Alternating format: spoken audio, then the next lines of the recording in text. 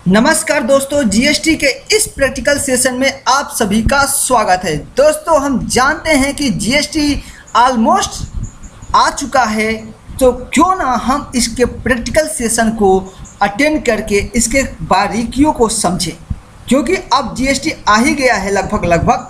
तो इसके ये ज़रूरी होता है कि हमें इसके अंदर बहुत ही गहराई से इसको अब समझने की ज़रूरत है, क्योंकि हम जानते हैं कि इनडायरेक्ट टैक्सेशन के एरिया में सबसे बड़ा जो चेंज हुआ है वो है गुड्स एंड सर्विस टैक्स। तो आज का जो सेशन है प्योर प्रैक्टिकल बेस है, तो आप अपने माइंड को प्रिपेयर कर लीजिए कि जो भी आप आज जीएसटी के बारीकियों को समझेंगे उसको अपने क्लाइंट प्लेस पर या जहाँ भी आप वर्क करते हो वहाँ अप्लाई करोगे। ये नहीं कि आप सिर्फ जीएसटी का सेशन एज ए न्यूज़ की तरह देखें, कुछ न्यूज़ आया, ये रहा जीएसटी का रेट, ये रहा रजिस्ट्रेशन, ये रहा टैक्स का रूप और ये रहा स्ट्रक्चर। ऐसा कुछ नहीं है। आपको यहाँ मैं बारीकियों से एक एक पॉइंट पर डिस्कस करूँगा, उसको बताया जाएगा और फिर आप उसको कैसे अपने प्लेस पे जहाँ भी आपको अप्लीकेबिलिटी है उसको कैसे अप्लीकेबल करेंगे, टैक्स प्लानिंग कैसे करेंगे, बहुत सारी चीज़ें इसके अंदर आज हम डिस्कस करने वाले हैं। सो माइंड से पहले प्रिपेयर हो जाइए कि यह कोई आपका ये कहें कि न्यूज़ वाला लेक्चर नहीं है कि मैं आया और 2 मिनट 5-10 मिनट के अंदर खट खट कर बोल गया और उसके बाद आपने भी सुन लिया, एक कान से सुना, कुछ रिटेन हुआ कुछ नहीं हुआ, चलिए चलते बने। ऐसा कुछ मत कीजिए।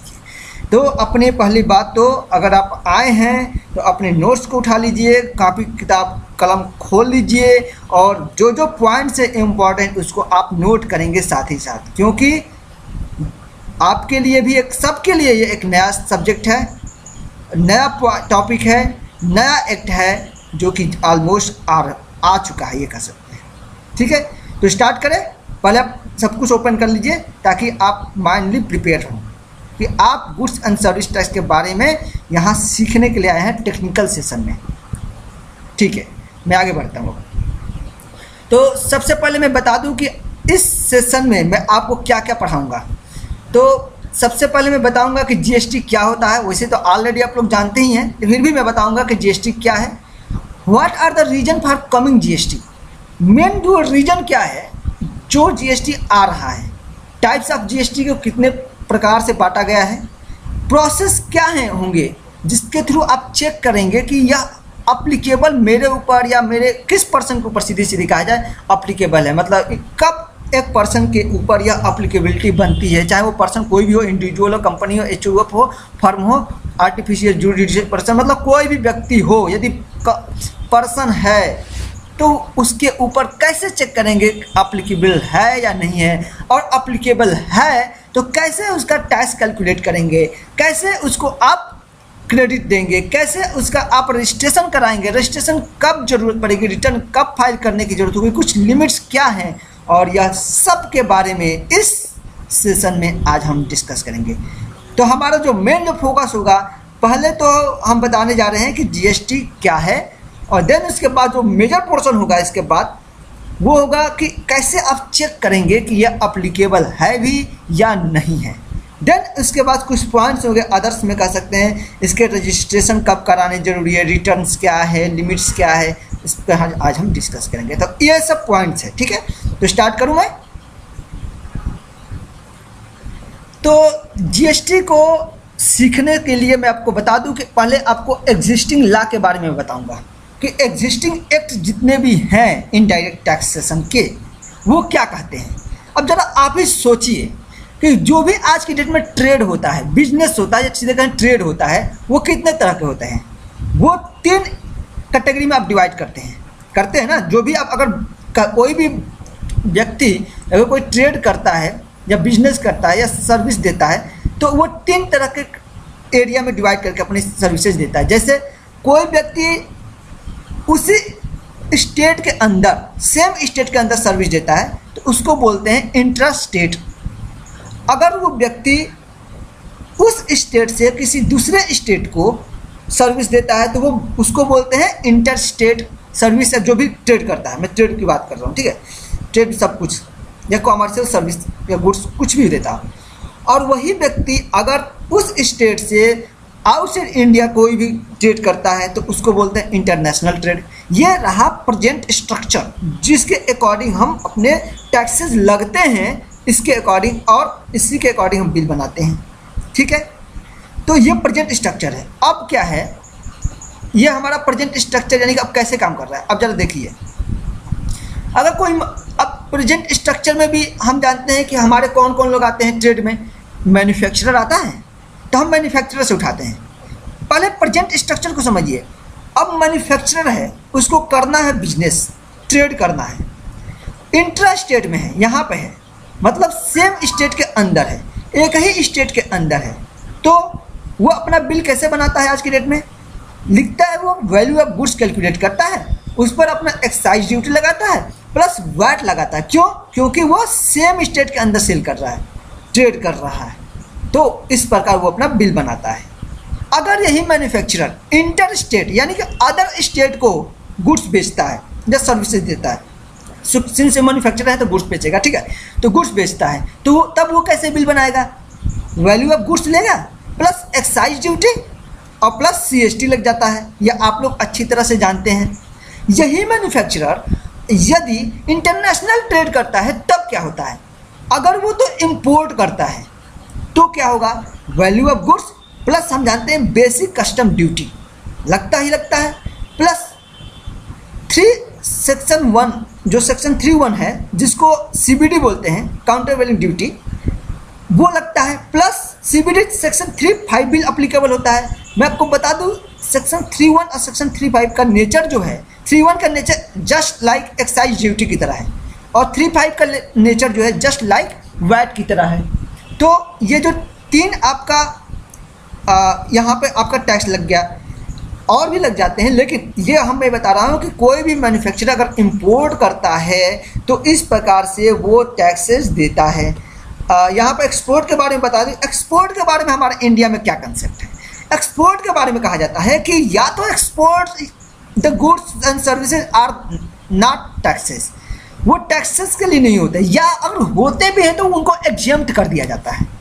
तो एक्सपोर्ट तो वैसे भी बाहर निकल गया, लेकिन एक्ट में है वो एग्जेम्प्ट किया जाता है। ठीक है, तो मैंने बताया अगर कोई भी ट्रेड होता है तो वो तीन तरह से, इंट्रा स्टेट होगा, या तो इंटर स्टेट होगा, या इंटरनेशनल होगा। अब मैन्युफैक्चरर को मैंने पकड़ा और मैंने बताया मैन्युफैक्चरर अगर इंट्रा स्टेट करेगा तो इस प्रकार का बिल बनाएगा, इंटर स्टेट करेगा तो एक्साइज ड्यूटी प्लस CST लगाएगा, और इंपोर्ट करेगा तो उसको ऐसे मिलेगा, एक्सपोर्ट करेगा तो उसको ऐसे होगा। मैंने ये बता दिया। अब यही कंसेप्ट में अगर ये मैन्युफैक्चरर है, अगर ये ट्रेडर होता तो क्या होता, देख लेते हैं भाई। ट्रेडर है तो क्या होता है, अगर ये ट्रेडर है तो ये देखिए, अगर ये ट्रेडर है तो सेम स्टेट में यदि वो ट्रेड कर रहा है तो वो अपना बिल कैसे बनाएगा, वैल्यू ऑफ गुड्स, सिंस वो तो मैन्युफैक्चरिंग कर नहीं रहा है, ठीक, तो सीधे सीधे केवल वैट लगा लेगा। ठीक है, तो वैल्यू ऑफ गुड्स और उसके ऊपर हम वैट लगा लेगा। ट्रेडर है और अदर स्टेट में गुड्स बेच रहा है तो आप अच्छी तरह से जानते हो क्या लग जाएगा, CST, यानी कि वैल्यू ऑफ गुड्स उठाएगा प्लस CST ऐड कर देगा। यही चीज़ अगर वो इंटरनेशनल मार्केट से इंपोर्ट करता है अगर ट्रेडर, तो सेम जैसे कि पहले था वैसे ही होगा, basic custom duty plus CBD 3(1) वाला और फिर 3(5) वाला, और इस प्रकार वो उसको बिल मिलता है। और एक्सपोर्ट के केस में वही चीज़, या तो एग्जेम्प्ट होगा या आउट ऑफ टैक्स होगा, या एग्जेम्प्ट हो जाएगा उसको, या क्रेडिट अलाउ हो जाएगा, ये कह सकते हैं। तो ये ट्रेडर ऐसे बिल बनाता है। ठीक है, अब बात करते हैं सर्विस प्रोवाइडर की, क्योंकि देखिए जो GST आ रहा है भाई, अब जानते हैं लगभग 17 तरह के टैक्स खत्म हो रहे हैं ना, तो जब 17 तरह के टैक्स खत्म हो रहे हैं तो हम तो देखें, अभी तो मैं आपको 3 तरह का टैक्स दिखा रहा हूँ, 3 या 4 तरह, 3 तरह के खा सकते हैं। एक तो मैं यहाँ पर वैट, CST और CBD, लगभग ये 3 तरह के मैं आपको टैक्स दिखा रहा हूँ। अभी इसके अलावा भी और भी तो बाकी हैं, कुल मिलाकर 17 तरह का टैक्स है। ये मैं 3 तरह का मेजर जो टैक्स का और उसके कुछ कैटेगरी के ऊपर मैंने कैटेगराइज करके मैं कंपेयर करके बता रहा हूँ कि एग्जिस्टिंग में ऐसा प्रोविज़न है। अगर आप एग्जिस्टिंग को समझिए देन आपको इजीली GST को आसानी से समझ सकते हैं। तो अगर सर्विस प्रोवाइडर है तो कैसे बिल बनाता है, अब आप देखिए, अगर आप सर्विस प्रोवाइडर आप खुद हैं तो आप कैसे बिल बनाते हैं। अगर आप सर्विसेज सेम स्टेट को देते हो तो value of services plus service tax जो भी रेट है 15% जो भी आपका रेट करेंट में चल रहा है लगाकर आप अपना बिल बनाकर दे देते हो, ठीक है। अगर आप इंटर स्टेट है तो वैल्यू ऑफ सर्विसेज, फिर सर्विस टैक्स लगा देते हो, क्योंकि सर्विस टैक्स तो लगेगा ही लगेगा, पूरा का पूरा लगा कर बिल बना के देते हो। यदि आप इम्पोर्ट करते हो सर्विस, अब ध्यान रखिए, एक्सपोर्ट करते हो तब तो वो आपका एग्जाम्प्ट हो जाता है, लेकिन इम्पोर्ट करते हो तो फिर आरसीएम अप्लीकेबल हो जाता है और रिवर्स चार्ज मैकेनिज्म में आपको देना पड़ता है अपने पॉकेट से, या तब जानते ही हो, ठीक है। तो ये आपका रहा 3 तरह के। अब देखिए मैं आपको ये दिखा रहा हूँ कि कैसे एग्जिस्टिंग में कितना ऐसी कमियाँ हैं। मतलब टैक्स, एक वर्ड सुने होगा कैस्केडिंग इफेक्ट, मतलब टैक्स अनटैक्स या डबल टैक्सेशन। ये डबल टैक्सेशन कैसे क्रिएट करता है, ये तीनों जो मेजर एक्ट हैं। देखिए, ये अगर ये बंदा जो है कोई भी हो, यहाँ पे कोई भी बैठा हो, मैन्युफैक्चरर है, मैन्युफैक्चरर एक्साइज ड्यूटी लगा लिया, यहाँ पर भी एक्साइज, यहाँ पे भी सीबीडी लगा लिया, या सीएसटी लगा लिया, यहाँ पर बैठ लगा, आपने ये सब बिल बना दिया और ये ट्रेडर के पास जा रहा है, ठीक है। ट्रेडर ये मैन्युफैक्चरर रहा और ये रहा आपका ट्रेडर। अब होता क्या है कि जब ये ट्रेडर के पास जाता है तो एक्साइज ड्यूटी का इसको क्रेडिट नहीं मिलता है, इस ट्रेडर को क्रेडिट नहीं मिलता, जिस कारण गुड्स महंगी होती हैं। जितना एक्साइज ड्यूटी लगा होता है उसके ऊपर भी टैक्स लगता है। देखिए, क्रेडिट तो मिलता ही मिलता नहीं है, एक तो नंबर 1 चीज़, और दूसरी बात उसके ऊपर टैक्स लग जाता है। तो भाई गुड्स भी महंगा हुआ और महंगा के ऊपर और महंगा हुआ, मतलब आप डबल टैक्सेशन हुआ। देख रहे हैं खेला। और देखिए इसी प्रकार यहाँ आइए, यहाँ बंदा एक्साइज का भी नहीं मिलता, यहाँ तो और परेशान हो जाता है, और उसको सीएसटी का भी नहीं मिलता है, तो क्रेडिट यहाँ भी नहीं मिला, गुड्स और महंगे हो गए। और इसके पीछे इसलिए नहीं मिलता है क्योंकि स्टेट गवर्नमेंट कहती है भाई तू सीएसटी उस स्टेट को पे करके आ रहा है, एक्साइज उस स्टेट को पे कर रहा है, तो मैं क्यों दूँ, मैं तुझे क्रेडिट क्यों दूँ। सीधी बात है, स्टेट गवर्नमेंट क्यों देगी जहाँ पर वो गुड्स कंज्यूम कर रहा हो, या तो वो क्यों देगी, सीधी बात है, जहाँ पर गुड्स आ रही है।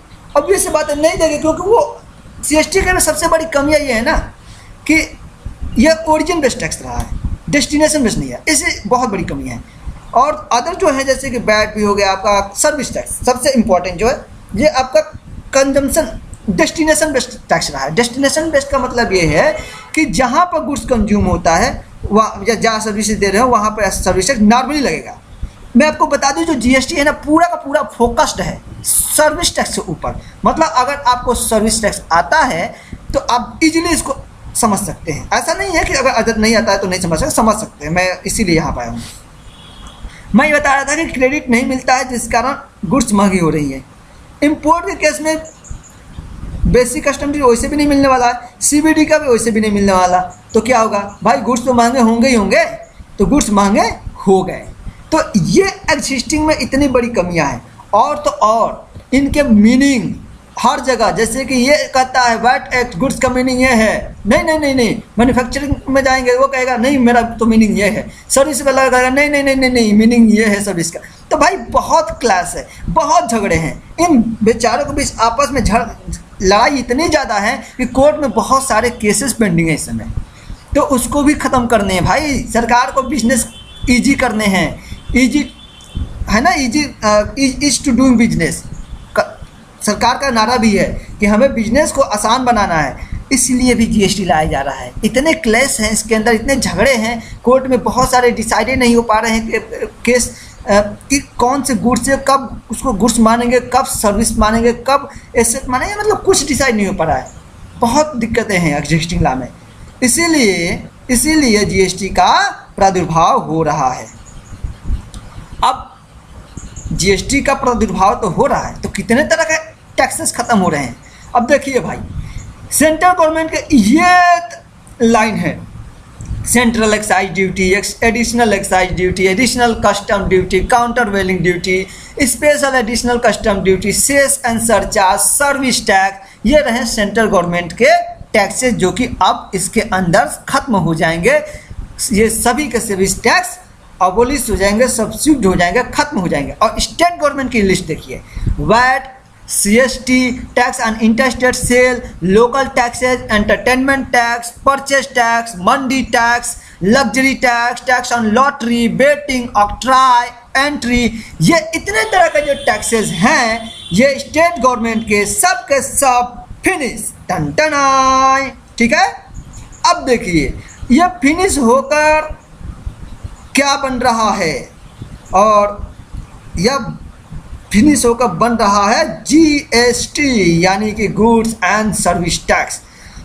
एक थोड़ा सा छोटा सा यहाँ पर आप समझ सकते थे, every act has its own meaning so many dispute, मैंने आपको ऑलरेडी उसे बता चुका हूँ।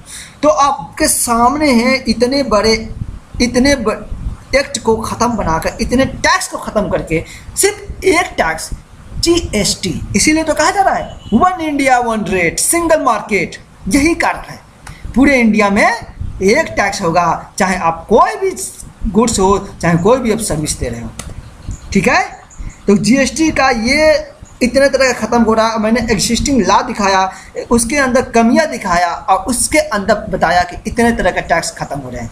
अब आगे बढ़ते हैं।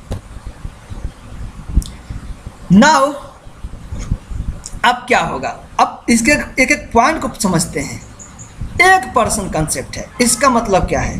पहले मैंने आपको दिखाया कि मैन्युफैक्चरर आया, वो अलग बिल बना रहा है, ट्रेडर आया, वो अलग तरह से टैक्स लगा रहा है, सर्विस प्रोवाइडर बेचारा आया, वो अलग तरह से बिल बना रहा है। अलग अलग स्टेट में मैंने इंट्रा स्टेट, इंटर स्टेट और इंटरनेशनल ट्रेड के बारे में तीनों को मैंने कंपेयर करके दिखाया आपको।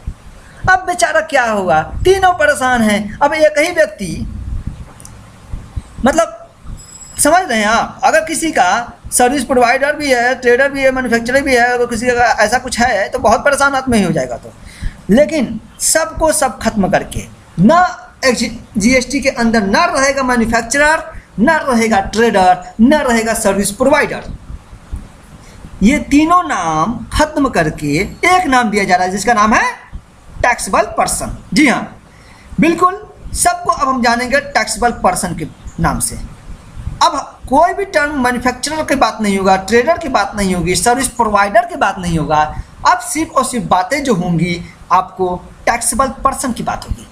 यानी कि आप कोई भी एक्टिविटी कीजिए, आपको जाना जाएगा टैक्सेबल पर्सन के नाम से। ठीक है, एक चीज़ आपको क्लियर हुआ, इन तीनों चीज़ों को मर्ज करके क्या डाल दिया गया, टैक्सेबल पर्सन एक में। अब देखिए, अब कुछ बात करते हैं जीएसटी को कितने भागों में बांटा गया। देखिए, एक मैं यहाँ पर जीएसटी का पेड़ बना के दिखाऊंगा। ये शायद ये पेड़ आगे चला गया, पहले इसको समझ लेते हैं। जीएसटी को 3 भागों में बांटा गया। वैसे जीएसटी का रेट यहाँ से पहले समझ लीजिए। लेटेस्ट एग्जाम्पल अगर अभी डिसाइड नहीं हुआ है, पहले मैं आपको बता दे रहा हूँ, लेकिन जो लगभग डिसाइड होने का चांस है वो 18% सब लोग कह रहे हैं। अगर 80% मैं मान के चलता हूँ, ठीक है, जीएसटी का रेट तो होगा ओवरऑल 80%। इसके अंदर जो 3 तरह के आपको शाखाएँ निकलेंगी। कौन कौन से? एक तो सेंट्रल गवर्नमेंट के लिए, उसको बोलेंगे CGST, तो इसका प्रकोप कितना होगा 9%।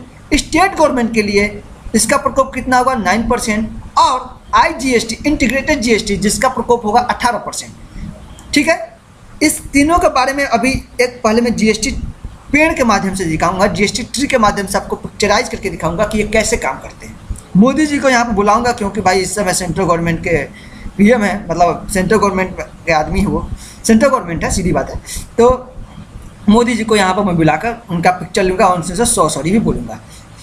अब देखिए, सेंट्रल गवर्नमेंट मतलब CGST, IGST, SGST, समझिए टैक्स तो होगा एक, GST रेट का जटी 18%। अगर CGST है तो सेंट्रल गवर्नमेंट इसको क्या करेगी, कलेक्ट करेगी और रिटेन भी करेगी। सेंट्रल गवर्नमेंट मतलब उसको कलेक्ट भी करेगी और खा भी जाएगी, मतलब उसके पास राइट पूरा होगा CGST वाला पोर्शन का। जहाँ पर लगेगा IGST वहाँ पर कलेक्ट तो करेगी सेंट्रल गवर्नमेंट और अपना पोर्शन रिटेन करके बाकी पोर्शन स्टेट गवर्नमेंट को भेज देगी। ठीक है, जहाँ पर SGST लगेगा तो वहाँ पर स्टेट गवर्नमेंट कलेक्ट करेगा एंड रिटेन भी कौन करेगा, स्टेट गवर्नमेंट। तो देख रहे हैं कितना क्लियर कट इसमें बोला गया है। जो पोर्शन सेंट्रल गवर्नमेंट का सेंट्रल गवर्नमेंट कलेक्ट करे, जो पोर्शन स्टेट गवर्नमेंट का स्टेट गवर्नमेंट का, जहाँ पर मिक्स है वहाँ पर सेंट्रल गवर्नमेंट कलेक्ट करके अपना पोर्शन कलेक्ट लेके स्टेट गवर्नमेंट को भेज देगी। अब इसको पिक्चराइज के माध्यम से समझते हैं। इसके बाद में एग्जाम्पल देकर समझाऊंगा। ठीक है, देखिए ये है जीएसटी पेड़, क्या है जीएसटी का पेड़। अब इधर है सभी स्टेट के गवर्नमेंट मतलब चीफ मिनिस्टर, और इधर से हमारे सेंट्रल गवर्नमेंट मतलब मोदी जी। सबसे पहले मैं सबसे सॉरी बोलूँगा क्योंकि इसमें कुछ अलग अलग चीज़ें मैं दिखाऊंगा, तो बुरा ना मानिएगा इसको, सो सॉरी, ठीक है। जैसे आता ना आज तक मैं सो सॉरी। तो देखिए सेंट्रल गवर्नमेंट क्या करेगी, अपना पोर्शन कलेक्ट करेगी, I GST central government collect करेगी और बाकी बैलेंस फेंक कर मारेगी किसको, आई जीएसटी का फल कौन लेगा, पहले कलेक्ट करेगी सेंट्रल गवर्नमेंट और उसके बाद उठाकर बाकी बैलेंस भेज देगी स्टेट गवर्नमेंट को, और एसजीएसटी वाला फल कौन तोड़ेगा इस पेड़ से, वो स्टेट गवर्नमेंट तोड़ेगी। तो चलिए तोड़वाते हैं सबको फल, पेड़ पर चढ़ाऊँ मोदी जी, चलिए मोदी जी पेड़ पर चढ़ना स्टार्ट हो गया, मोदी जी चलना स्टार्ट करते हैं, दौड़ लेने गए। ये देखिए ये तो वैसे भी सुपरमैन चढ़ गए पेड़ पर टक टक। अब ये सभी पेड़ से अपना पोर्शन पर चढ़े, अपने डाल पे चढ़े, ठीक है, और सारा का सारा फल इस टोकरी में भरकर खा गए, खुद ही खा जाएंगे। ये जीएसटी का पेड़ है, रेट नीचे इसके जड़ में 18% ही होगा, ओवरऑल 18% से ज़्यादा नहीं जाएगा। ये सिर्फ अपना पोर्शन लेंगे यानी कि 9% पोर्शन लेंगे, ठीक है। अब स्टेट गवर्नमेंट की बात आती है, चलो स्टेट गवर्नमेंट में उठा लेते हैं हम केजरीवाल जी को, ये आ गए केजरीवाल। अब केजरीवाल जी अब पेड़ पर चढ़ेंगे, अब ये देखिए टक चढ़ गए, टक ये चढ़ गए और ये भी अपना टोकरी में पूरा फल भर लिए। अपना स्टेट गवर्नमेंट यहाँ पर इन्होंने अपना सभी फल तोड़ा, टोकरी में भर लिया, अब भर कर खा भी गए क्योंकि दो इनका ही राइट है, यानी कि स्टेट गवर्नमेंट केस में स्टेट गवर्नमेंट का राइट है, ठीक है। अब बात करते हैं आईजीएसटी के केस में क्या होगा, मोदी जी चढ़ गए और मोदी जी चढ़कर अपना फल टोकरी में अपना पोर्शन भरकर एक इसमें से कुछ पोर्शन जो स्टेट गवर्नमेंट का उसको दूसरे टोकरी में डाले और डालकर उसको यो फेंक कर मार रहे हैं, देखो स्टेट गवर्नमेंट कैसे धाई धाई धाई। अब जिसका होगा वो ले लेगा, ठीक है। तो आपको क्लियर हो रहा है कि जिस स्टेट गवर्नमेंट का होगा उस वो ले लिया, जिसका जो पोर्शन होगा वो अपना फल ले लेगा, सीधी सीधी बात है। लेकिन ओवरऑल रेट जो होगा 18% ही होगा, इससे ज़्यादा तो हो ही नहीं सकता, ठीक। अब बात ये है कि कहाँ कहाँ लगेगा, कैसे लगेगा, 18% कब लगेगा, 9% कब लगेगा, मतलब 50-50 कब, या मतलब जो भी होगा, कहाँ CGST लगेगा, कहाँ SGST लगेगा, कहाँ IGST लगेगा। अब देखिए वही कंसेप्ट, ये ट्रेड है, या तो इंट्राडे होगा या इंटर स्टेट होगा या इंटरनेशनल ट्रेड होगा, यही होगा ना। सबको क्या मैंने बोला, अब मैंने यहाँ पर सबको बोल दिया, क्या बोला भाई बताओ, हमने ये बोला कि सब के सब अब किस नाम से जाने जाएंगे, टैक्सेबल पर्सन। पहले यहाँ कौन आता था, मैंने जब शुरू में दिखाया था एग्जिस्टिंग लॉ में मैन्युफैक्चरर होता था, यो मैन्युफैक्चरर, उसके बाद ट्रेडर आया, उसके बाद सर्विस प्रोवाइडर। अब सबको क्या बोल दिया गया, टैक्सेबल पर्सन, इसीलिए अब नाम एक होगा टैक्सेबल पर्सन।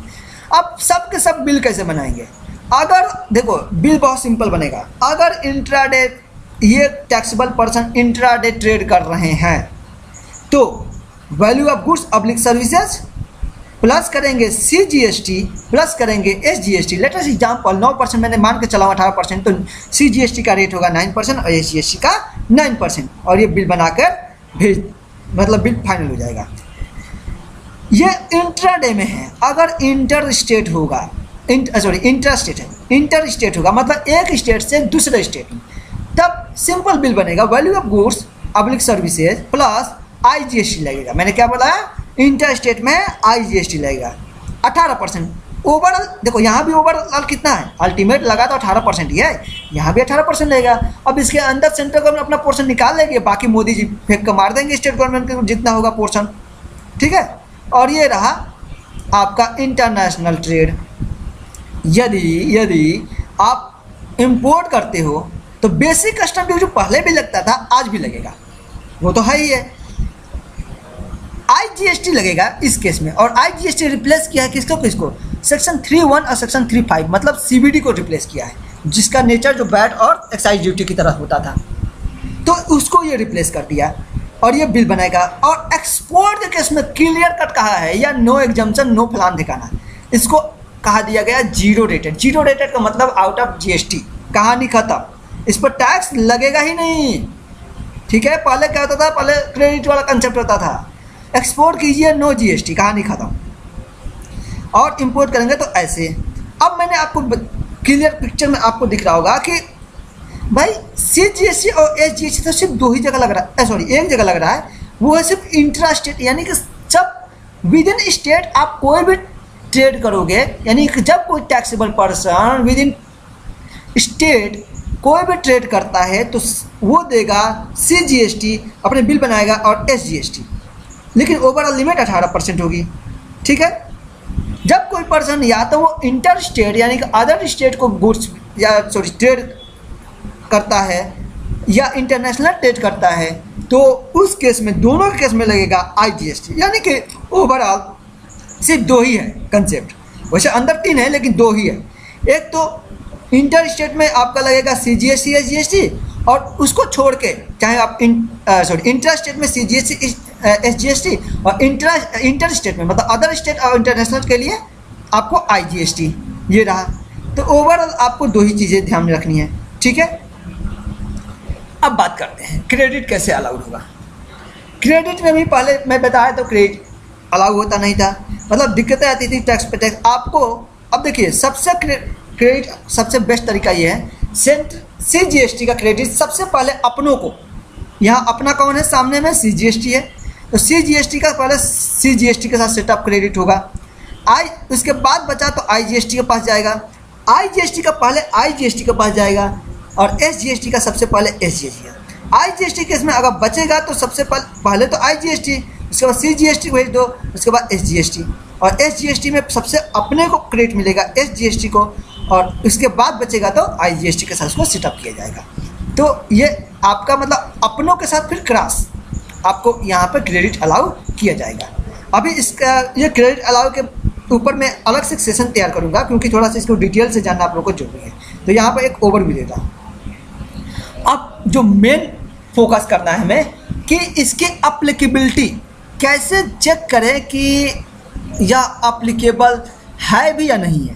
इसके लिए मैंने स्टेज तैयार किए हैं। अगर ये स्टेज आप चेक कर पा रहे हो, ठीक है, तो यहाँ से मालूम चल जाएगा कि यह अप्लीकेबल है या नहीं, मतलब अप्लीकेबल कहाँ पे है। तो सबसे पहले हम जानेंगे कि जैसे कि आप कहीं भी जा रहे हो तो आप जानना चाहते हो कि मेरे ऊपर या मेरे क्लाइंट के ऊपर या जहाँ भी उस टैक्सेबल पर्सन के ऊपर क्या यह GST अप्लीकेबल होगा या नहीं, कैसे चेक करेंगे आप। तो सबसे पहले आप देखेंगे कि कोई भी वहाँ गुड्स या सर्विसेज है या नहीं। यदि गुड्स या सर्विसेज हैं तो GST अप्लीकेबल है। फिर उसके बाद चेक करेंगे, ठीक है भाई गुड्स सर्विसेज तो हैं, चेक कीजिए क्या सप्लाई हो रहा है उसका। यदि सप्लाई है तो GST है, नहीं है तो उसके ऊपर GST नहीं लगेगा।